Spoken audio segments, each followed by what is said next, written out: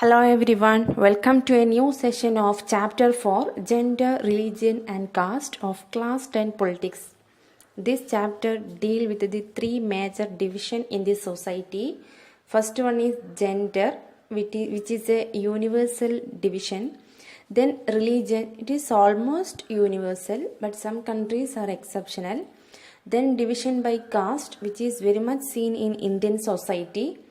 In this video, we are going to discuss about the gender and caste only. Religion and its influence in politics and the other aspects will be discussed in other session. So now we can begin with the gender division. While discussing about it, we need to deal with the sexual division of labor. What is sexual division of labor? It means society will decide what are the works to be done by the men and what are the works to be done by women.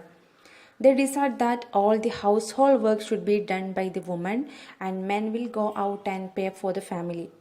In rural areas, women go out and fetch water, they collect fuel and work in the fields. And in urban areas, middle class women work in office and also do the domestic labor. The works done by the women are not given any worth or wages. And if these works such as cooking are made paid, then men are ready to work. Women also not paid the same wage as that of men for the same quantity and quality of work.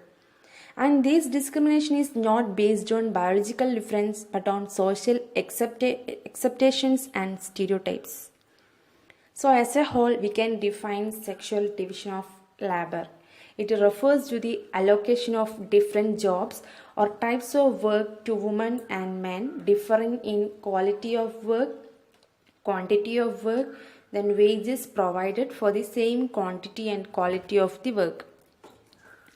Then in protest against this discrimination by gender, women in different parts of the world organized and agitated for equal rights. There arises feminist movements. It is a radical women's movement and it aims at equality in personal and family life as well.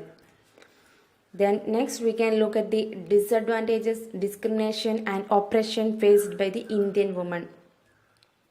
Low literacy rate among women being the largest democracy of the country. Despite being the largest democracy of the country, there is a low literacy rate among women.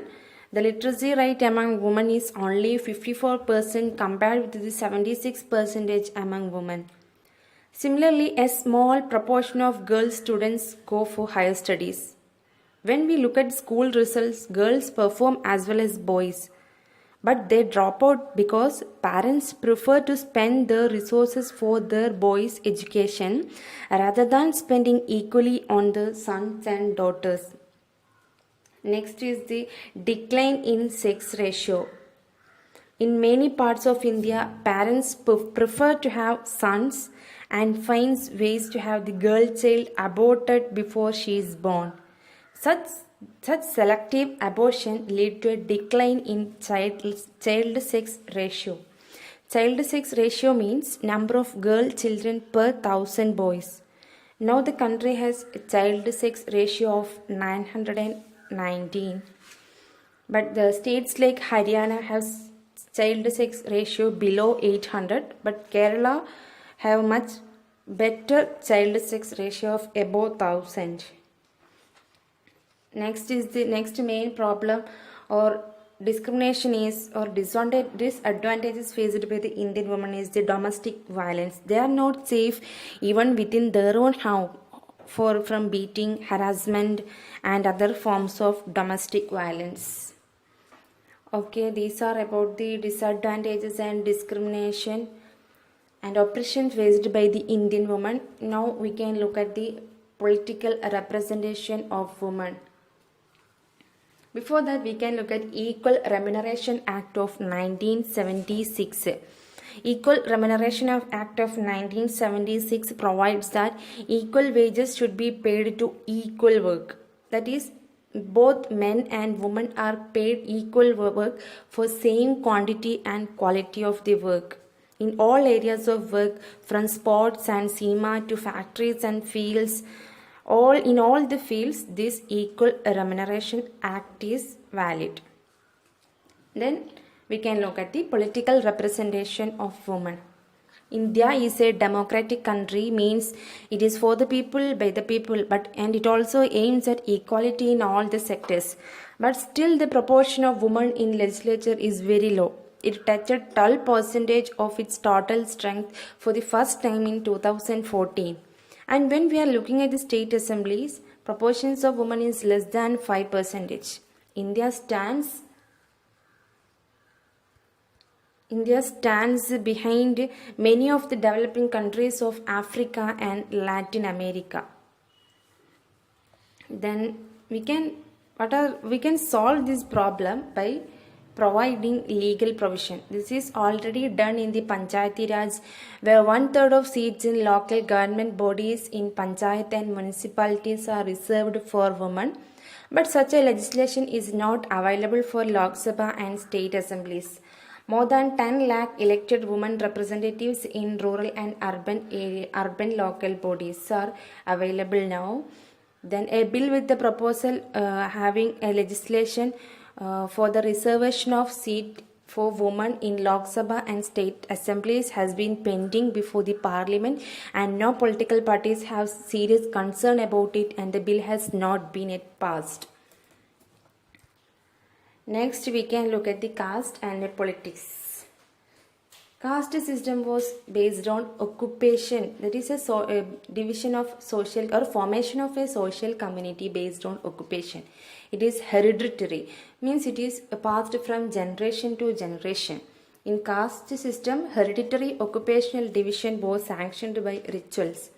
Then caste system was based on exclusion of and discrimination against the outcast group. That is, there occurs levels of caste, higher levels, lower level, and the higher caste outcast the lower caste, and they were subjected to the inhuman practice of untouchability.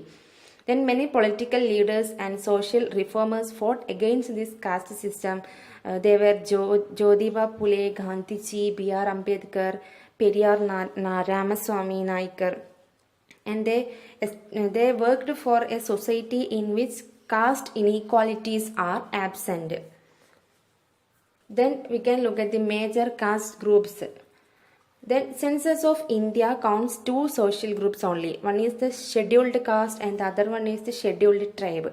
Scheduled caste means it includes those that were previously regarded as outcast in the Hindu social order and were subjected to exclusion and untouchability. And the scheduled tribes includes those communities that led a secluded life, usually in hills and forests, and they don't have any interaction with the rest of the society. The census does not count OBCs, and this is counted by the National Sample Survey. Then scheduled caste, scheduled tribe and OBC together account for about 2/3 of country's population and about 3/4 of the Hindu population. Next, we can look at the factors led to change in caste system. Even though caste system is not completely abolished, some changes had occurred in caste system. It is mainly due to the efforts of political and social reformers.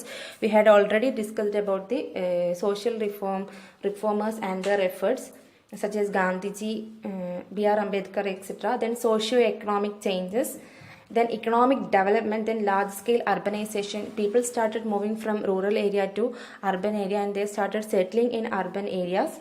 Then growth of literacy and education. Earlier it is available, education is accessed only for higher caste. Now it is available or accessible for all the people, irrespective of their caste, religion, gender, etc. Then occupational mobility, people started moving for job from rural to urban area.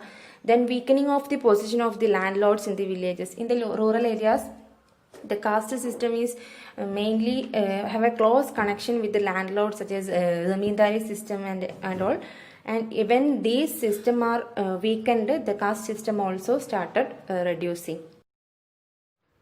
Next, we can look at the caste in politics. parties choose candidates in elections according to the caste composition of the electorate. If the electorate is dominated by a caste, means the parties choose candidates from that caste to get the vote. Then political parties take care of the representation of different castes and tribes while forming government. Then caste sentiment to muster support. Then some political parties are known to favor some caste only and seen as the representative. Then expressions of caste differences in politics give many disadvantaged communities the space to demand their share to power. By looking at these points, it doesn't mean that the Indian election is completely driven by the caste or it is completely driven by the influence of caste. It is not true, because no parliamentary constituency in the country has a clear majority of one single caste. So every candidate and party needs to win the confidence of more than one caste and community to win election. Then no party wins the votes of all the voters of a caste or a community. Means every people have different opinion. Each and every people have different opinion. So they doesn't vote for a candidate in a particular caste or a community.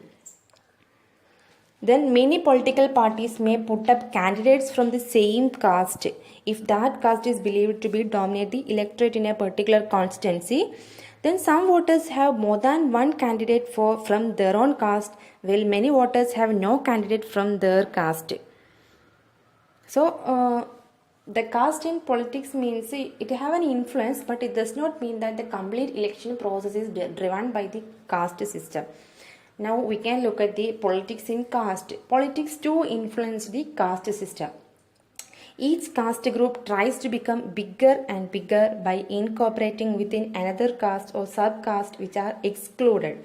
Then various caste groups enter into a coalition with other castes and thus entering into a dialogue and negotiation. Then backward and forward caste groups come up in the political arena. Then what are the disadvantages of caste in politics?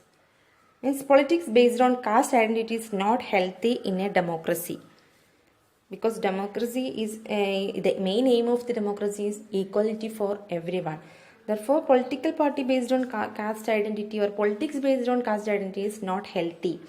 Then it will divert attention from other pressing issues like poverty, then some welfare activities for vulnerable people, etc. Then caste division sometimes leads to tension, conflict, and even violence. So these are about the caste and politics. With this, we are done with this session. Hope everyone can understand this session. Thanks for watching. Wish you all the very best. Have a nice day. Thank you.